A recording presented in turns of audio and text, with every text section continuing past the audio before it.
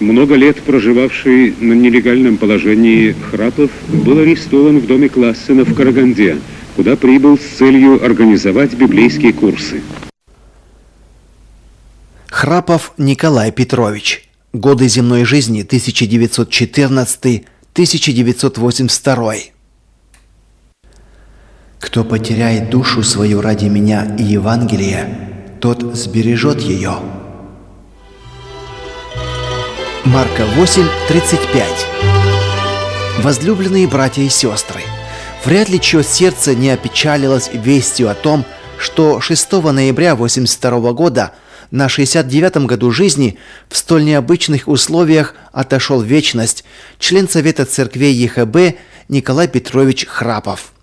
Бог благоволил взять его к себе с узнического одра, как из горнила страдания.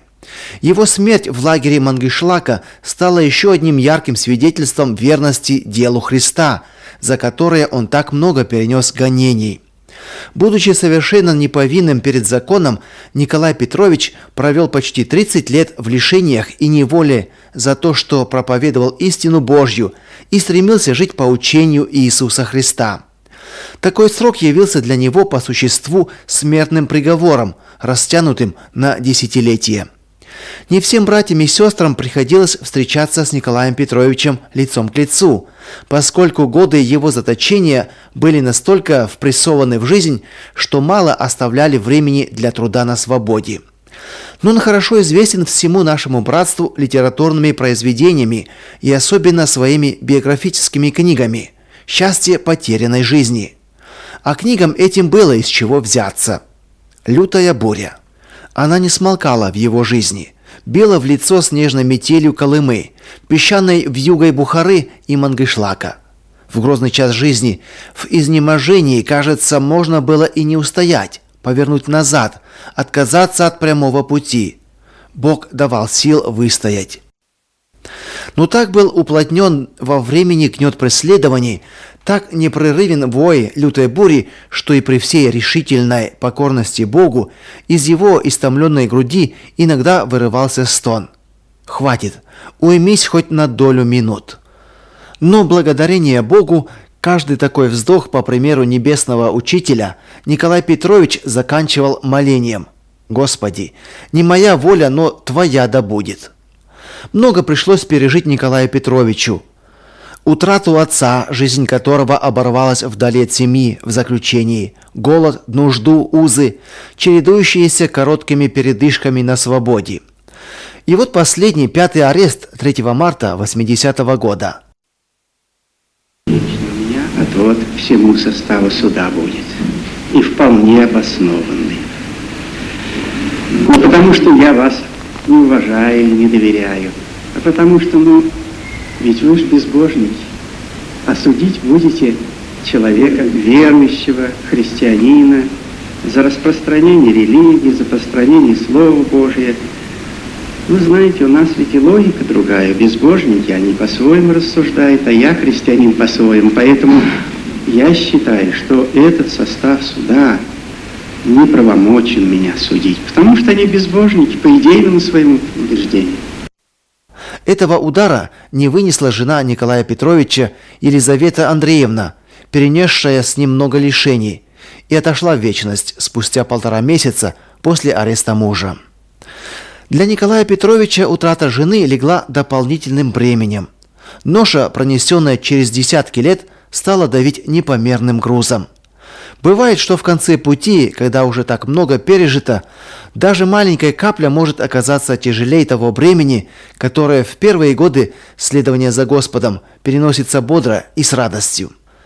И если духовные силы, укрепленные Господом, не покидали Николая Петровича, и он с упованием на Бога переносил все посылаемое им, то физические таяли с каждым днем. Оставшимся без матери детям так необходимы были свидания с отцом. Да и для Николая Петровича встреча с ними стала единственной возможностью узнать что-либо о семье, о церкви. Но приехавшим в лагерь к нему дочерям свидания не дали. И, как оказалось впоследствии, всего за несколько часов до его кончины. Едва вернувшись домой после тщетных попыток добиться свидания, дети получили телеграмму из лагеря. Ваш отец, Храпов Николай Петрович, скончался 6 ноября. Гроб с телом позволили доставить домой. Официальная справка предписывала захоронение производить без вскрытия гроба. В ней же о причине смерти сказано хроническая сердечно-сосудистая недостаточность. А что за этим, знает один Бог.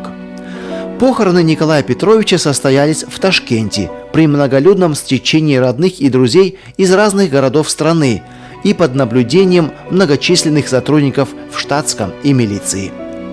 Проводить в последний путь дорогого брата не смогли многие его соработники, члены Совета церквей, потому что почти весь состав Совета находился, да и поныне находится в вузах. Каковы же были взгляды Николая Петровича? К чему он звал народ Божий, молодежь? Просто ли радоваться, петь, устраивать пышные торжества, стоя вдали от тревожных испытаний, выпавших на долю соблюдающих заповеди Божьи? Если кто Духа Христова не имеет, тот и не его. Поэтому вопрос этот сегодня очень важен, начиная с тех самых маленьких, которые понимают, что такое жизнь верующего, жизнь христианина, и до самого старенького очень важно определить, живет ли в тебе Дух Святой, живет ли в тебе Дух Божий или не живет. От этого зависит, чей ты, Божий ты или чей уж ты сам определи. Последовав призыву своего Спасителя, он и других звал не к бездейственному обрядоверию, а к деятельной отдаче самих себя на служение Богу, а если нужно, и на страдания, в победу над грехом во славу Христову. Об этом говорят его стихи. «Вперед, не робея, на смену идите усталым борцам, не страшитесь креста». Он знал, что предлежащий путь жизни в условиях атеистического абсолютизма – это путь крестных страданий, свободу от которых можно обрести только ценой практического отречения от Иисуса Христа. Он звал не к той чисто эмоциональной любви, которая не хочет терпеть издержек благочестия, 2 Тимофея 3:12, но к любви, влекущей к сораспятию со Христом, к состраданию страждущим, к радостной жертвенности. Где подлинная любовь ко Христу, там и крест. Эта истина, исходящая из самой сути Евангелия, была осознана им в многолетнем опыте жизни. Вспомним слова Николая Петровича: «Без креста невозможно обнять Христа, без креста невозможно понять Христа». В памяти нашей этот воин Божий останется таким, каким мы знали его по долгим годам, подвергнутой испытаниям жизни. При всех жизненных невзгодах Николай Петрович всегда желал оставаться в надежных руках Спасителя и на склоне лет вручал ему свою жизнь так же, как и в молодые годы. Он потерял ради Господа свою душу, щедро расточил ее, посвятив все свои силы делу проповеди Евангелия, потому и сберег ее для Царства Небесного. Теперь для Николая Петровича тюрьма позади, гонение позади, искушение позади. Кончилась власть притеснений и лишений. Для дорогого брата в небесах теперь открыто вечное свидание и с отцом, и с любящей женой, да и со всеми святыми, которые уже перешли к тем берегам. А главное, он узрит того, кто пролил за него свою святую кровь, и кому он так преданно старался служить. 2 Тимофея 2:12. Мы приводим автобиографию Николая Петровича Храпова. Родители мои выходцы из православия, но впоследствии, уверовав, отец принял крещение в братстве баптистов города Москвы в 21 году. Почти одновременно с ним обратилась к Господу и моя мать и присоединилась к Коломенской общине, которая была основана в 22 году. В ней отец нес служение благовестника. Я родился 17 марта 14 года в городе Коломне Московской губернии, и мое духовное воспитание проходило в баптистской семье и в общине баптистов. Первое мое осознанное раскаяние перед Господом было в 9-летнем возрасте, ночью. За распространение евангельского учения отец, а вместе с ними вся семья, перенес много страданий. Без суда по особому совещанию НКВД он был сослан на север в распоряжение управления соловецких лагерей особого назначения – Услон. А в 1937 году после 8-летних общих лишений, находясь на нелегальном положении, был арестован вновь и, едва достигнув 50 лет, отошел в вечность, так и не увидев свободы. Один Бог только знает последний час его на земле и могилу, где он похоронен. Еще в 29 году, когда отец был сослан, я 15-летним мальчишкой вынужден был оставить разоренное родительское гнездо и искать средств к существованию. Находясь в разлуке с семьей и церковью, я из религиозного подростка превратился в юношу-безбожника. Но встреча с отцом и другими изгнанниками-христианами произвела на меня потрясающее впечатление. В конце января 1935 года я глубоко раскаялся пред Господом и получил прощение от Него. В моем сердце загорелось желание свидетельствовать другим об имени Божьем. Мне было тогда 20 лет. К тому времени, работая на машиностроительном заводе в городе Коломне в числе инженерно-технических работников, я в вечернее время занимался на 3-м курсе подготовительного рабочего факультета при Московском государственном университете. Но Бог решил иначе. 10 февраля 1935 года органами НКВД я был арестован. Единственная моя вина состояла в том, что 2 недели назад я покаялся пред Господом и не скрывал этого пред людьми. По постановлению НКВД Московской области я был лишен свободы сроком на 5 лет и отправлен на крайний север. Много ужасов пришлось пережить за это время, но и в тех условиях Господь давал сил свидетельствовать о Христе, приобретая души для Него. По истечении 5-летнего срока в 1940 году я был закреплен на жительство там же, на крайнем севере, до особого распоряжения. Это особое распоряжение продлилось еще более 7 лет. Однако Бог был со мной в эти суровые годы и явил много своих милостей. Там спустя 10 лет после моего покаяния, в ноябре 1945 года, в ясный морозный день, я вступил в завет с Господом в ледяных водах реки Детрин, приток Колымы. По персональному ходатайству местной администрации мне было разрешено выехать в центральные районы страны, чтобы жениться и привести жену на место моего закрепления. Разделить мои скитания на крайнем севере отозвалась девушка-христианка с крайнего юга страны, Елизавета Андреевна, дочь пресвитера церкви. 3 марта 1946 года в городе Ташкенте состоялось наше бракосочетание. Бог благословил наше совместное пребывание на севере. За короткое время там образовалась группа, человек около 10, из обращенных к Господу душ. В 1947 году нам было разрешено покинуть крайний север, и мы переехали на жительство в Ташкент, предоставив группу оставшихся возрожденных христиан благодати Божьей. Переселившись в Ташкент и ближе познакомившись с жизнью общин, я увидел, в каком печальном состоянии находилось братство евангельских христиан-баптистов. Кажущаяся относительная свобода вероисповедания таила в себе скрытые греховные обстоятельства, и сердце сжималось от боли при виде тех отступлений, которые внедрялись по общинам работниками всех Б и как яд распространялись повсеместно. Среди служителей ташкентской общины, которые руководствовались в своем служении указаниями атеистов и допускали одно отступление от истины за другим, я не нашел себе единомышленников и, не желая идти на компромисс с совестью, не мог присоединиться к официально действующей общине. Вместе со всем домом своим я посвятил себя делу благовестия, и Господь благословлял наш труд.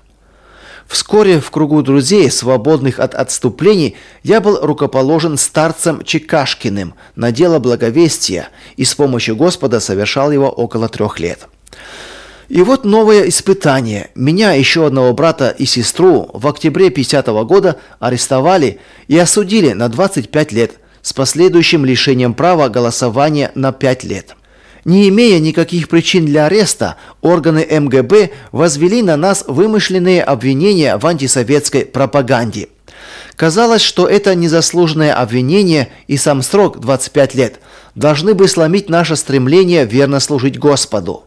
Но Бог давал мужество и силы перенести и это испытание, а сердце наполняла ободряющая вера в наше скорое освобождение. Отбывая заключение в Восточной Сибири и на Дальнем Востоке, я испытал много благословений Божьих. Наша узническая церковь достигла 15-16 членов, и незабвенными останутся в памяти лица братьев, с кем приходилось разделять тяжесть уз, и те благословенные минуты, когда обращались к Господу души из заключенных. Из 25-летнего срока я пробыл в заключении только 5 лет и 6 месяцев. В апреле 1956 года вместе со многими братьями и сестрами я был освобожден, а осенью того же года реабилитирован. Летом 1957 года по просьбам верующих и утвердившись перед Богом, я со всей семьей выехал для служения среди марийского народа, черемисы. Там я прожил более года, участвуя в деле евангельского пробуждения. Осенью 1958 года я с семьей возвратился в Ташкент. До 1961 года совершал служение по разным городам страны, участвуя как в деле домостроительства, так и в деле пробуждения общин. В 1961 году, 18 марта, я вновь был арестован за распространение евангельского учения. Суд извратил смысл моей религиозной деятельности и приговорил меня по политической статье к заключению в спецлагерь на 7 лет. Лагерь, в котором я находился в течение 3 лет, расположен на территории Мордовской ССР. Станция Патьма. Он содержал в себе в то время более 600 заключенных, исключительно верующих людей различного вероисповедания. По истечении 3 лет дело мое было пересмотрено прокуратурой СССР. Политические обвинения сняты, и я был освобожден. По освобождении из заключения в 1964 году я узнал, что тысячи христиан отделились от религиозного союза всех Б и объединились под служением оргкомитета, который вскоре был переименован в Совет церквей ЕХБ. Возвратившись в Ташкент, я без колебания присоединился к пробужденному братству, объединенному служением Совета церквей. Ташкентская община единодушно верила мне служение пресвитера церкви. Одновременно с этим на расширенном совещании служителей общин Совета церквей по югу Средней Азии меня избрали руководителем совета этого объединения. При Господнем содействии я совершал веренное мне служение, но за это в 1966 году был арестован органами КГБ в 4-й раз и осужден к 5 годам заключения, которые отбыл полностью. Освободившись в 1971 году, я вновь возвратился к служению, которое нес до момента ареста, а летом 1971 года был избран членом Совета церквей ЕХБ. В ноябре 1972 года по настоянию КГБ я был уволен с работы, и все мои попытки устроиться в другом месте оказались безрезультатными. По причине преследования со стороны органов КГБ я вынужден был уйти на нелегальное положение и в течение 3 лет не мог открыто жить в семье. Испытав в своей жизни скорби и лишения за имя Господа, в моей душе и сегодня горит одно желание – до конца дней моих сердцем и неуклонно следовать за Иисусом и свято и богоугодно совершать служение в Доме Божьем, на том месте, на котором поставил меня Господь.